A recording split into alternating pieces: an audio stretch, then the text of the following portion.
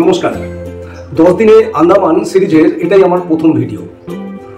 তো এখন আন্দামান যাওয়ার আগে একটা প্রশ্ন মাথায় স্বাভাবিকভাবে আসা উচিত যে এত জায়গা থাকতে আন্দামান কেন আমরা যাব। তো চলুন দেখে নেওয়া যাক আমরা কি কি কারণে আন্দামান যেতে পারি। 1 নম্বর, ধরুন আপনি জীবনে কোনোদিন বিমানে প্লেনে চাপেননি, তাহলে এটা আপনার একটা বিরাট সুযোগ। আকাশের ওপর উঠতে উঠতে আপনি যে বাড়ি, নদী, নালা, যে রাস্তা দিয়ে যাতায়াত করেন সেগুলো আকাশ থেকে কেমন লাগে এটা দেখা একটা দুরন্ত অভিজ্ঞতা। জাহাজে চড়েননি, আপনি জাহাজে চড়েও যেতে পারেন। উত্তাল সমুদ্রের মধ্যে দিয়ে 2 দিন ধরে লাফাতে লাফাতে জাহাজের মধ্যে আপনি যাচ্ছেন, সেটাও একটা অসামান্য অভিজ্ঞতা হতে পারে আপনার জন্য। এই জন্যই আপনি আন্দামান যাবেন। দ্বিতীয়ত, আন্দামানের সাথে ইতিহাসও জড়িয়ে রয়েছে। আপনারা জানেন স্বাধীনতা সংগ্রামী যারা খুব কুখ্যাত ছিল ব্রিটিশদের কাছে, তাদের কালাপানি বা দ্বীপান্তরে পাঠানো হতো এবং জনশ্রুতি সেখানে গেলে কেউ আর ফিরতে পারত না। তো সেলুলার জেল এখানে তার ছত্রে ছত্রে লুকিয়ে রয়েছে ইতিহাস। আপনি সেলুলার জেলে যখন ঘুরে বেড়াবেন তখন আপনি সেটা প্রত্যক্ষ করতে পারবেন। এছাড়া আছে রস আইল্যান্ড, যেখানে ব্রিটিশদের প্রশাসনিক ভবন ছিল, যেখান থেকে আন্দামানের সমগ্র শাসনভার পরিচালনা করা হতো, যেটা বর্তমানে আর অবশিষ্ট নেই। সে মায়াবন্দর, এই মায়াবন্দরে রয়েছে জাপানিদের বাংকার, এবং রস আইল্যান্ডেও সেটা পাবেন। এইখান থেকে আপনি ইতিহাস প্রত্যক্ষ করতে পারবেন। এছাড়া 3 নম্বর, আন্দামানের সবচেয়ে যেটা ইন্টারেস্টিং ব্যাপার, আন্দামানে যদি গিয়ে আপনি এটা না করেন আপনার জীবন বৃথা বা আন্দামান ট্যুর অসম্পূর্ণ বলে ধরে নেওয়া হবে, সেটা হচ্ছে বিভিন্ন ধরনের ওয়াটার স্পোর্টস অ্যাক্টিভিটিস। এই ওয়াটার স্পোর্টস বিভিন্ন ধরনের রয়েছে, তার মধ্যে সবচেয়ে যেটা কস্টলিয়ার এবং চ্যালেঞ্জিং সেটা হচ্ছে স্কুবা ডাইভিং। দুর্দান্ত এক অভিজ্ঞতা। এই ওয়াটার স্পোর্টস অ্যাক্টিভিটি সব জায়গাতেই হয়, যেমন ধরুন হ্যাভলকে হয়, নীলে হয়, এবং যদি আপনি নীল বা হ্যাভলকে নাও যান তাহলে শুধু পোর্ট ব্লেয়ারেও কিন্তু এটা হয়। এবং ধরুন সবচেয়ে ইন্টারেস্টিং হচ্ছে স্কুবা ড্রাইভিং। স্কুবা আপনি সমুদ্রের তলায় নামবেন। এবার আপনি যদি স্কুবা ড্রাইভ করেন অন ডিপ সি, গভীর সমুদ্রে গিয়ে, তাহলে কিন্তু আপনি সেখানে এই মাছেদের ঘর সংসার দেখতে পাবেন। তারা প্রবাল বা এই কোরালসের মধ্যে কিরম ঘুরে বেড়াচ্ছে, এক একটা মাছ এক এক রকম, তাদের এক এক রকম ক্যারেক্টার। যদিও সময়টা খুবই কম, হয়তো আধ ঘন্টা থেকে 40 মিনিট, টোটাল বলবে ওরা অনেকক্ষণ, কিন্তু 40 মিনিট মতো আপনাকে সময় দেবে বা আধ ঘন্টা সময় দেবে। কিন্তু আপনি সমুদ্রের তলাটা এই জায়গায় পরিষ্কার হওয়ার জন্য পোর্ট ব্লেয়ার এবং হ্যাভেলস এবং নীল, এই 3টে জায়গাতেই সমুদ্র যেহেতু খুব পরিষ্কার, ওপর থেকেও তলা অবধি দেখা যায়। আর আপনি যখন জলের তলায় অনেকটা ঢুকে যাবেন, পিঠে অক্সিজেন সিলিন্ডার নিয়ে, মাস্ক থাকবে, আপনার গগলস থাকবে, তা আপনি কিন্তু পরিষ্কারভাবে দেখতে পাবেন। সুতরাং আপনি যদি স্কুবা এখানে না করেন আপনার জীবন মোটামুটি বৃথা, বা আন্দামান ভ্রমণটা আপনার অসম্পূর্ণই থেকে যাবে। এছাড়া আপনি যখন আন্দামানে ঘুরে বেড়াবেন প্রচুর পাখি দেখতে পাবেন। এখানে ফরেস্ট ডিপার্টমেন্ট এত সুন্দরভাবে বনাঞ্চল সংরক্ষণ করেছে, আপনি অবাক না হয়ে পারবেন না। বিশেষ করে আপনি যখন কালাপাত্থার, ভরতপুর সি বিচ এসব জায়গায় যাবেন, পাখিদের ডাক, প্রচুর পাখি দেখতে পাবেন। এটা সত্যি খুব সুন্দর। আপনি সমুদ্রে স্নান করতে ভালোবাসেন? আন্দামান জুড়ে তো সি বিচ আর সি বিচ, প্রচুর সি বিচ দেখতে পাবেন। এত সি বিচ দেখবেন যে আপনার নামও মনে থাকবে না।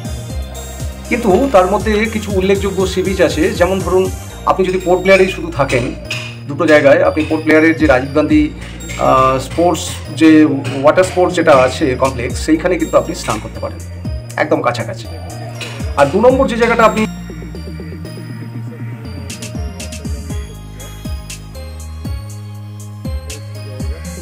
স্নান করতে পারেন পোর্ট ব্লেয়ারের কাছে, সেটা হচ্ছে চিড়িয়াটা পুল।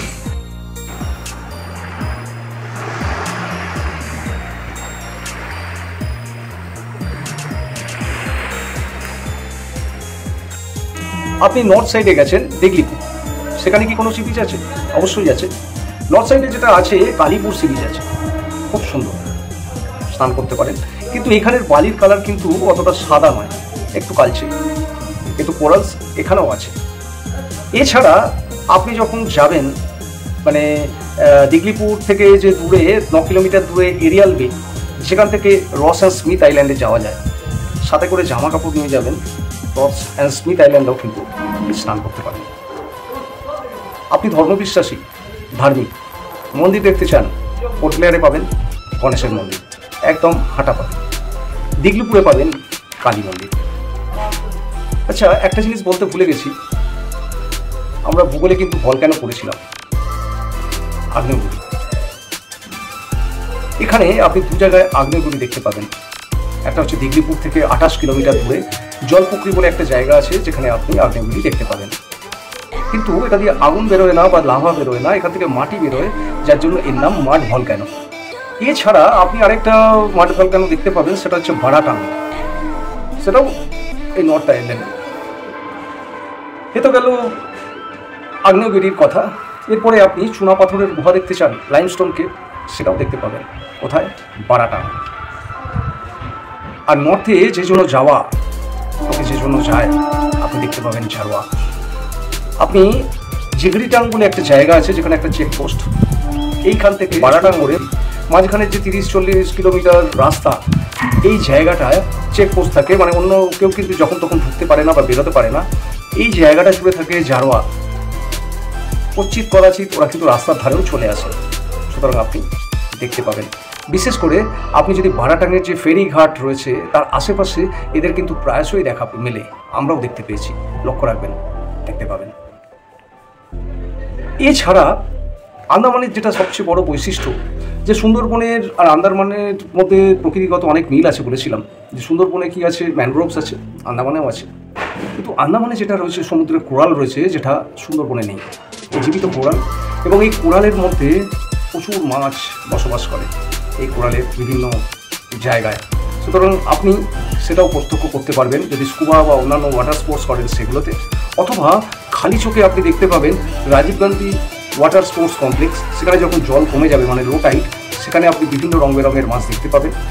এছাড়া আপনার যখন আপনি নীলে বেড়াতে যাবেন, লক্ষণপুর 2, যেখানে ন্যাচারাল কোরাল বিচ আছে, লো টাইডের সময় সমুদ্রের জল যখন দূরে সরে যায়, তখন আপনি দেখবেন যে গর্তগুলো রয়েছে ছোট ছোট, সেইখানে বিভিন্ন জাতের এবং তার সাথে বিভিন্ন ধরনের বিভিন্ন প্রজাতির মাছ এবং বিভিন্ন সামুদ্রিক প্রাণী আপনি জ্যান্ত দেখতে পাবেন। এটা একটা কিন্তু অনবদ্য অভিজ্ঞতা।